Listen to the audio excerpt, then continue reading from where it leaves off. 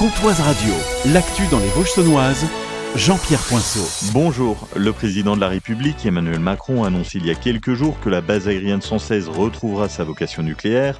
Les effectifs vont doubler, ce qui incite la municipalité de Luxeuil-les-Bains à en faire plus. Frédéric Burgard, le maire. Je propose qu'on puisse faire nous aussi 2 fois plus. Il faut absolument qu'on arrive à montrer que nous allons être capables de redoubler d'énergie, de redoubler d'inventivité pour pouvoir ensemble mettre en place le programme d'action pour être au rendez-vous dans 6 ans pour l'arrivée des premiers Rafales.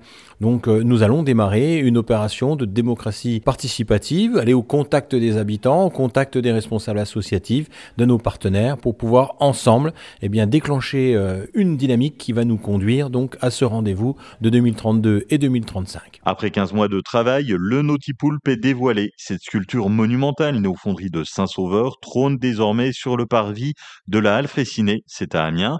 Son inauguration, c'est aujourd'hui, en hommage aux 120 ans de la mort de Jules Verne. Cette œuvre impressionnante de 12 tonnes mêle les formes d'un poulpe géant et du célèbre sous-marin Nautilus, un clin d'œil à 20 000 lieues sous les mers. Les équipes des fonderies de Saint-Sauveur ont façonné cette sculpture en plusieurs morceaux, avec plus de 300 ventouses réalisées à la main. Les fonderies ne s'arrêtent pas là, elles ont déjà signé des œuvres prestigieuses, comme la statue géante de Charles Trenet sur la Neuf, ou encore celle de Georges Brassens près de Sète. Et en ce moment, une nouvelle création est en cours, une statue en bronze du général de Gaulle qui prendra bientôt place à Lille. Un accident de la route s'est produit ce dimanche après-midi à Magny-Vernois, à côté de Lure, près du rond-point du Moulin. 2 voitures sont entrées en collision aux alentours de 14 heures. Bilan, une conductrice de 27 ans légèrement blessée, prise en charge par les secours. L'autre conducteur, un homme de 40 ans, est indemne. Les gendarmes étaient sur place pour sécuriser la zone. La première édition du Printemps des poètes vient de se dérouler à Saint-Loup. 12 poètes de 6 à 99 ans ont été récompensés. Leurs poèmes seront prochainement affichés, notamment à la librairie des Cyclamènes à Luxeuil.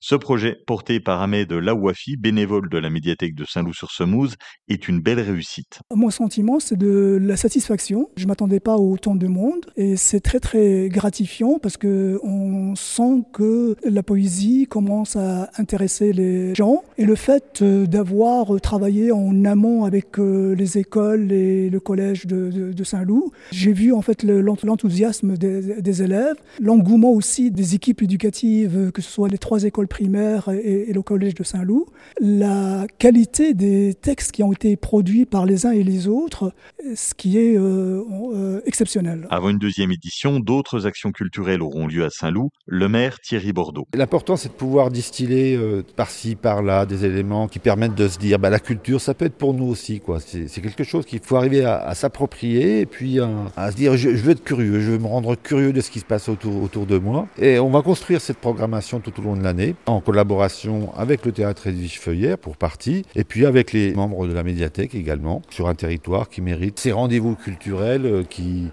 permettent à chacun de pouvoir trouver sa voie. C'est un bel outil en tout cas de lien social, de bien vivre ensemble, quoi. C'est quelque chose qui est très important. À Lure, les travaux de revalorisation de l'îlot Saint-Martin sont en cours. Objectif, rendre cet espace plus agréable et accessible aux piétons et aux cyclistes. Au programme, un chemin piétonnier reliant la rue Pasteur à l'avenue de la République, un espace vert central avec du mobilier urbain, un abri à vélo et la plantation de nouveaux arbres. Les parkings autour seront réaménagés et les voies repavées. Le projet, estimé à 650 000 € et financé à 80% par la région, l'Europe et le Fonds vert. Fin des travaux prévus pour octobre 2025. L'îlot sera rebaptisé Place Eugène Adriani en hommage à l'artisan luron. Du sport en handball, dur week-end pour l'EHBC Lure en National 2 au gymnase de Villers-Sexel. Les garçons s'inclinent logiquement, 18-30 contre Beaune. En National 3, les filles sont battues 32-25 par l'AS Auxois qui est 3e au championnat. Et puis des victoires au gymnase des Meurices de Luxeuil. La hiérarchie est respectée en pré-nationale féminine. Les Luxeuviennes s'imposent 34-20 contre 12 centrales. La météo, cet après-midi, quelques éclaircies, de rares averses avec au maximum de 15 à 17 degrés. 15 à Luxeuil, Ormoache, Lure et Magny-Vernois. 16 degrés à Vesoul, Sceaux et La Villedieu en Fontenette. Demain, une journée sous les éclaircies, jusqu'à 13 degrés le matin et jusqu'à 17 au maximum l'après-midi.